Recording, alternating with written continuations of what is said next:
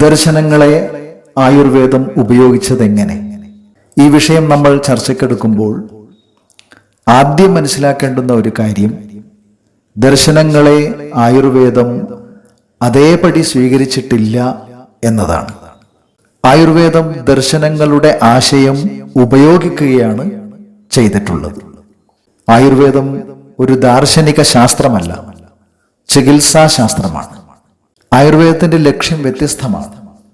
ദർശനത്തിന്റെ പ്രധാനപ്പെട്ട ലക്ഷ്യം സത്യം എന്താണ്, ആത്മാവെന്താണ്, മോക്ഷം എന്താണ്, ദുഃഖത്തിനെ ഇല്ലാതാക്കി നിത്യമായ ആ പരമസുഖം നേടുവാനുള്ള വഴികൾ എന്താണ്, ഇതൊക്കെ അന്വേഷിക്കലാണ് ദർശനത്തിന്റെ ദൗത്യം. പക്ഷെ ആയുർവേദത്തിന്റെ ലക്ഷ്യം ആരോഗ്യമുള്ളവന്റെ ആരോഗ്യം സംരക്ഷിക്കുകയും രോഗിയുടെ രോഗം ശമിപ്പിക്കുകയുമാണ്. അതുകൊണ്ട് ദർശനത്തിലെ ആശയങ്ങൾ ചികിത്സയെ സഹായിക്കുന്നിടത്തോളം മാത്രമാണ് ആയുർവേദം ദർശനത്തിലെ സിദ്ധാന്തങ്ങളെയൊക്കെ സ്വീകരിച്ചിരിക്കുന്നത്. ഒരു ഉദാഹരണം പറയാം. സാഖ്യത്തിൽ നമ്മൾ പഞ്ചമഹാഭൂതങ്ങൾ പഠിക്കുന്നുണ്ട്. അവിടെ നമ്മൾ പഞ്ചമഹാഭൂതങ്ങളെ ലോകത്തിന്റെ പരിണാമക്രമത്തിന്റെ ഭാഗമായിട്ടാണ് പഠിക്കുന്നത്. എന്നാൽ ഇതേ പഞ്ചമഹാഭൂത സിദ്ധാന്തം ആയുർവേദത്തിൽ എങ്ങനെയാണ് ഉപയോഗിക്കുന്നത്? ഈ ദ്രവ്യത്തിൽ ഭൂമി മഹാഭൂതം കൂടുതലാണോ, അതുകൊണ്ടാണോ ഈ ദ്രവ്യം ഗുരുവായി മാറിയത്? ജലമഹാഭൂതം കൂടുതലാണോ, അതുകൊണ്ടാണോ ഈ ദ്രവ്യം സ്നിഗ്ധമായത്? ഈ വിധത്തിൽ ചികിത്സയെ മനസ്സിലാക്കുവാൻ ഉപകരിക്കും വിധമാണ് പഞ്ചമഹാഭൂത സിദ്ധാന്തം ആയുർവേദം ഉപയോഗിക്കുന്നത്. സാഖ്യം ലോകം എങ്ങനെ രൂപപ്പെട്ടു എന്ന് മനസ്സിലാക്കുവാൻ വേണ്ടിയിട്ടാണ് പഞ്ചമഹാഭൂത സിദ്ധാന്തത്തിനെ വ്യാഖ്യാനിച്ചത്. പക്ഷെ ആയുർവേദം ഈ സിദ്ധാന്തം, ഈ പഞ്ചമഹാഭൂത സിദ്ധാന്തം രോഗിയിലെ രോഗത്തെ മനസ്സിലാക്കുവാൻ എങ്ങനെ സഹായിക്കും എന്നറിയാനാണ് ഉപയോഗിച്ചിരിക്കുന്നത്. ഇനി വൈശേഷിക ദർശനത്തിലേക്ക് വന്നാൽ, വൈശേഷികം 7 പദാർത്ഥങ്ങൾ ഉണ്ട് എന്നാണ് പറയുന്നത്. വൈശേഷികർ എന്താണ് ഇതിലൂടെ ചെയ്തത്? അവർ ചെയ്തത് ഈ ലോകത്തിലെ മുഴുവൻ വസ്തുക്കളെയും വർഗീകരിക്കുകയാണ് വൈശേഷികർ ചെയ്തത്. ഈ ലോകത്ത് കാണുവാൻ സാധിക്കുന്ന ചില പൊതു സ്വഭാവങ്ങൾ അടിസ്ഥാനമാക്കി ലോകത്തെ 7 തരം തിരിച്ചു. ഈ 7 സ്വഭാവവും ചേർന്നതാണ് നമ്മൾ ഈ കാണുന്ന ലോകം എന്ന് ലോകത്തിനെ നിർവചിച്ചു. അങ്ങനെ നിർവചിച്ച രീതിയാണ് യഥാർത്ഥത്തിൽ ഈ 7 പദാർത്ഥങ്ങൾ. എന്നാൽ ആയുർവേദം വൈശേഷികരുടെ ഈ പദാർത്ഥ കൺസെപ്റ്റിനെ എങ്ങനെയാണ് ഉപയോഗിച്ചതെന്ന് നോക്കൂ. വൈശേഷികം ദ്രവ്യത്തെ വ്യാഖ്യാനിച്ചത് ലോകത്തെ മനസ്സിലാക്കുവാനുള്ള പ്രക്രിയയുടെ ഭാഗമായിട്ടാണ്. എന്നാൽ ആയുർവേദം ദ്രവ്യത്തെ വ്യാഖ്യാനിച്ചത് ഏത് ദ്രവ്യമാണ് രോഗിക്ക് കൊടുക്കേണ്ടത് എന്ന് മനസ്സിലാക്കുവാൻ വേണ്ടിയിട്ടാണ്. ഗുണസിദ്ധാന്തം പരിശോധിച്ചാലും നമുക്ക് ഈ സമീപനം വ്യക്തമാവും. വൈശേഷികരെ സംബന്ധിച്ച് ഗുണം എന്നത് തത്വചിന്താപരമായ ഒരന്വേഷണമാണ്.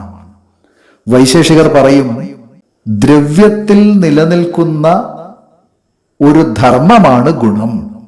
സത്യത്തിൽ വൈശേഷികർ അവരുടെ അന്വേഷണം അവിടെ അവസാനിപ്പിക്കുകയാണ് ഉണ്ടായത്. എന്നാൽ ആയുർവേദം ഈ വിഷയത്തിൽ കുറച്ചും കൂടി മുന്നോട്ട് പോയിട്ടുള്ള ചർച്ചയാണ് നടത്തിയിരിക്കുന്നത്.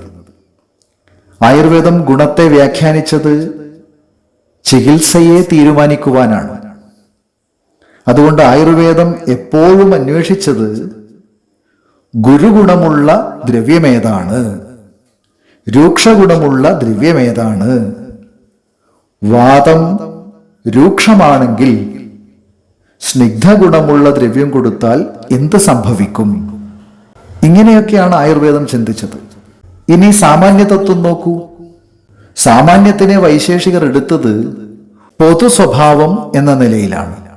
ഉദാഹരണത്തിന്, പശുവിനും എരുമയ്ക്കും മൃഗത്വം സാമാന്യമായുണ്ട്. നോക്കൂ, വർഗീകരിക്കുവാൻ വേണ്ടിയിട്ടാണ് അവർ സാമാന്യത്തെ ഉപയോഗിച്ചത്. എന്നാൽ ആയുർവേദം സാമാന്യം വർധനവിന് കാരണമാകുമോ എന്നായിരുന്നു അന്വേഷിച്ചത്. സമാന ഗുണമുള്ളത് സമാന ഗുണത്തെ വർദ്ധിപ്പിക്കുമോ? വർദ്ധിപ്പിക്കും എന്ന് ആയുർവേദം കണ്ടെത്തി. സാമാന്യം വൃദ്ധികരണം, നമുക്കറിയാം അത്. ഇപ്പൊ ശരീരത്തിൽ കഫം കൂടുതലാണ് എന്ന് കരുതുക. വീണ്ടും ഗുരു സ്നിഗ്ധ ആഹാരം കഴിച്ചാൽ കഫം വർദ്ധിക്കും എന്ന ചികിത്സയുടെ അടിസ്ഥാന നിയമം മനസ്സിലാക്കുവാനുള്ള ടൂൾ ആയിട്ടാണ് സാമാന്യ സിദ്ധാന്തത്തിനെ ആയുർവേദം ഉപയോഗപ്പെടുത്തിയത്. വിശേഷവും ഇതേപോലെ തന്നെയാണ്. വൈശേഷികർക്ക് വിശേഷം കേവലം വ്യത്യാസം അഥവാ വേർതിരിവാണ്. ഓരോ ദ്രവ്യത്തിനും മറ്റൊരു ദ്രവ്യത്തിൽ നിന്ന് വേർതിരിക്കുന്ന ഒരു വിശേഷമുണ്ട്. കാരണം ഒന്നിനെ വിശദീകരിക്കണമെങ്കിൽ വിശേഷം അനിവാര്യമാണ്. ഇതാണ് വൈശേഷിക സങ്കല്പം. എന്നാൽ ആയുർവേദത്തിന് വിശേഷ സിദ്ധാന്തം ദ്രവ്യത്തിലുള്ള ഗുണങ്ങളെ വിശേഷിച്ച് മനസ്സിലാക്കാനും അതിലൂടെ വിപരീത ഗുണത്തെ കണ്ടെത്തുവാനും അത് ചികിത്സയിൽ ഉപയോഗപ്പെടുത്തുന്ന തരത്തിലുമാണ് ആയുർവേദം വിശേഷ സിദ്ധാന്തത്തെ ഉപയോഗപ്പെടുത്തിയത്. നമുക്കറിയാം, വിശേഷഃ ഹ്രാസകരണം.